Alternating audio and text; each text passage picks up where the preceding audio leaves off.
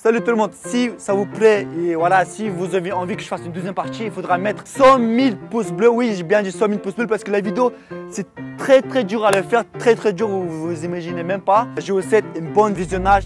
Salut à tous, c'est Karim Debache pour un nouvel épisode de Chroma et oh mon dieu. Qu'est-ce que je raconte? Je suis pas du tout dans ma chronique. Générique.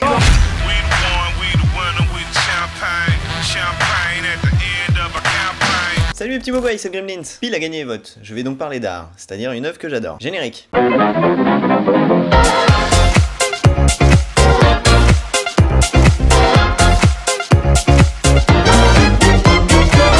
Benoît Le Fatan est l'artiste dont on va parler aujourd'hui, mais ce mec est un fantôme des internets. J'ai donc retourné mon bâton ordinateur pour toi, mais j'ai pas réussi à trouver grand chose. On parle de moi.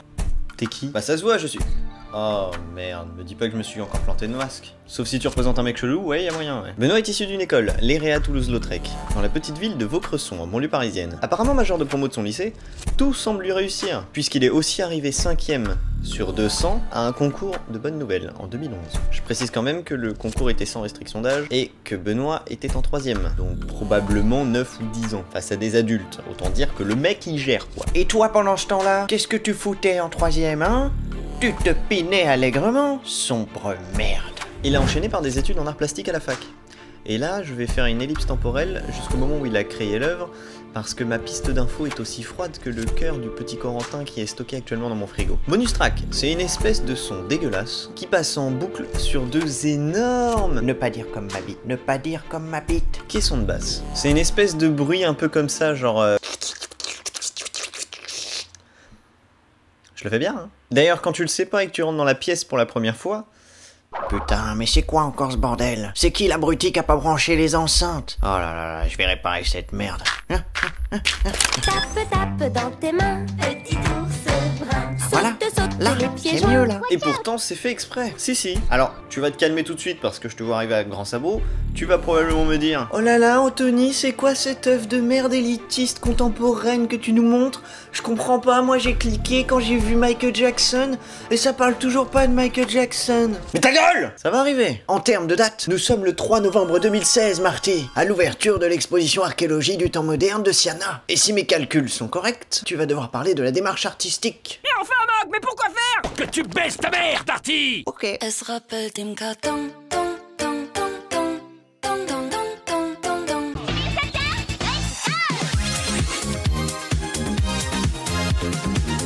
Et si je te disais que le bruit dégueulasse, en fait, c'est du Michael Jackson? Tu sais quoi, je vais te faire écouter les deux.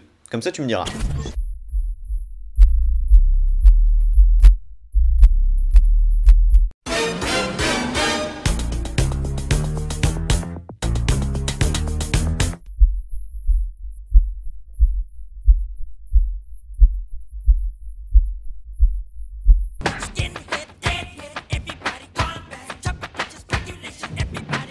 Benoît a pris l'album en fait de Michael en format audio.wave, qui est le format des CD à l'ancienne. Toi-même tu connais les bails. Mais il a également pris un autre format en .mp3. Benoît a fait une soustraction du fichier .mp3 au .wave, et voilà comment il a créé Bonus Track. Alors le post-exotisme n'est pas du tout un mouvement artistique, mais vient du monde littéraire. Dans les années 90, un romancier lyonnais, Antoine Volodine. Antoine avait besoin de catégoriser ses ouvrages, mais comme il ne se retrouvait dans aucune catégorie, il a décidé de créer la sienne. Ouais, Antoine, c'est un mec comme ça, ouais, il a pas le time, ouais. Cette œuvre était exposée de manière éphémère dans la ville d'Évry-Courcouronnes, en Essonne, dans le 9-1.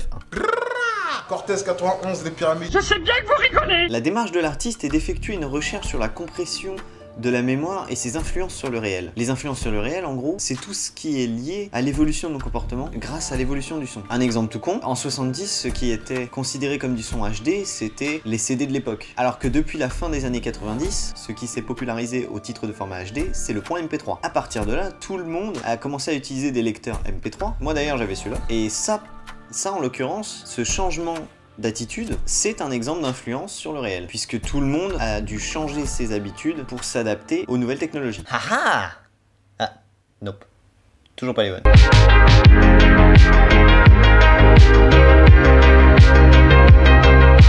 Aussi, ce que je trouve intelligent, c'est d'avoir choisi cet album en particulier, parce qu'il temporalise l'œuvre. comme c'est un son qui est du passé, entre guillemets, tout de suite tu sais où t'es dans le temps en fait. Moi quand tu me parles de Michael Jackson, il y a forcément un petit peu de nostalgie ou un élément du passé qui va revenir plus qu'un autre. D'ailleurs il y a un truc que j'ai pu remarquer, c'est que quand les gens en parlent maintenant qu'il est décédé, c'est comme s'il y avait un après Michael Jackson et un avant Michael Jackson. C'est comme si sa mort était un élément clé de l'histoire. Donc forcément utiliser des sons de Michael Jackson, tout de suite ça pose une époque, ça pose une histoire, tu vois. Pour moi Bonus Track en fait il essaie justement de refaire ce schéma là, mais plutôt que de parler de l'évolution de la musique pop, il parle de l'évolution au sens large, beaucoup plus au sens technologique de la chose. Je vois cette œuvre comme si elle me disait hey, regarde où on en est aujourd'hui, regarde d'où on est parti, et tu verras en fait le cheminement qu'il y a eu entre les deux points. Et puis ça permet de prendre conscience également qu'il y a des technologies dont on n'aura plus jamais accès en fait, parce qu'elles sont devenues obsolètes. Si par exemple tu veux regarder la cassette des Aristochats, tu vas probablement la télécharger en DVD Blu-ray. Tu vas pas te faire chier à aller chercher un lecteur magnétocassette dans la brocante du coin. Ne me mens pas, je sais que tu vas pas le faire. C'est prendre conscience que ouais, on a décidé de compresser les CD au format MP3 parce que c'était plus pratique, que tu pouvais bouger. On a tous décidé de passer sur les CD compressés et les bails MP3 parce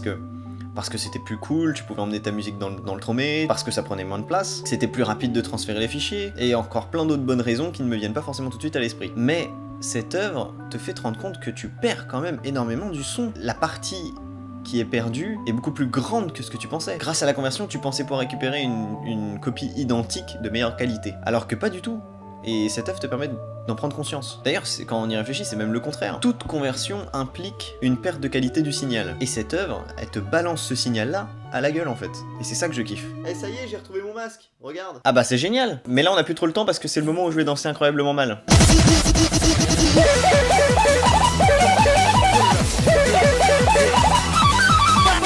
Oui, l'épisode se termine sur un cliffhanger de merde. C'est chiant, je suis désolé. Mais c'est comme ça. Au pire, tu peux regarder les anciens épisodes. Comme toujours, tu peux voter pour pile ou face pour avoir une chance sur deux de tomber sur de l'art ou du cochon. Pense à partager la vidéo à plein de gens. Parce que ça peut te sembler ne pas être grand chose, mais c'est le plus grand soutien que je puisse avoir. Tu peux aussi demander à ton sapin de Noël qui parle de me suivre sur les réseaux sociaux. Ils vont tous apparaître.